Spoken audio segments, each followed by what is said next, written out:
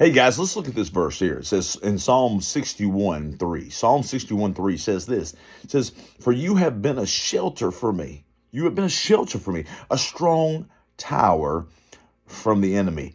I go back to the story of the ark, Noah's ark, and it just I love the story. Not because it's cute, not because there's tons of children that have sang songs about it and have heard stories about it and things like that. It's really a tough story. I mean, if you look at it, it's really a tough story. And that tough story is people were sinning against God.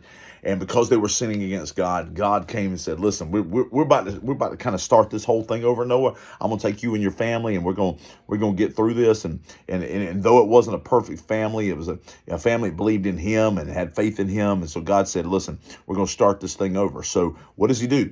He has Noah build an ark. That's in faith. Okay, so he has Noah build this ark. And ark meaning just huge boat. But it also means this. It also means this.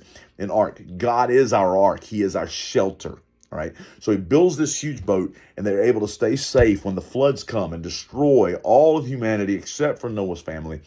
Here's the thing. Here's the thing. Listen to me. God is our ark.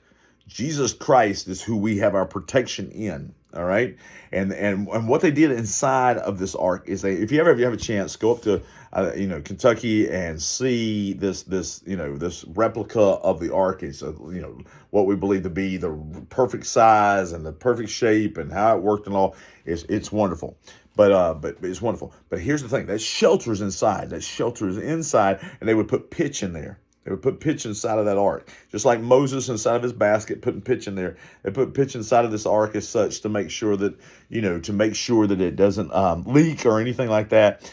Just an incredible endeavor for God. But here's the thing. God is our ark. He is our protection. He is that wing that we hide under. Okay, he is where we go in the times of distress. And here's the thing: it seems like the world goes to everything but God, and even Christians sometimes try to find their shelter and their good and their protection in anything but God. But God is that ark. God is that ark. For you have been a shelter for me. Look at Psalm 61:3. For you have been a shelter for me, a strong tower from the enemy. That's where I'm running to. Where does my help come from? My help comes from the Lord, the maker of heaven and earth. So that's where I'm going to. I'm putting my trust in Him, putting my faith in Him, and I am going to trust that I have a protection in Him and when I go to Him. So folks, He is that ark. He is that ark. What is my prayer today? A little prayer written right here. Lord, you are my ark. You are my ark. You are my shelter in the storm. I love you, Lord. There's no doubt about it. There's no doubt about it. When I need to run, when I need to hide, I go to His shelter. And listen, and there's nothing more peaceful. There's nothing more peaceful than being in the arms of Jesus Christ. There's just not. There's just not. And so, friend, I ask you today, where's your shelter? Where are you trusting? What are you trusting?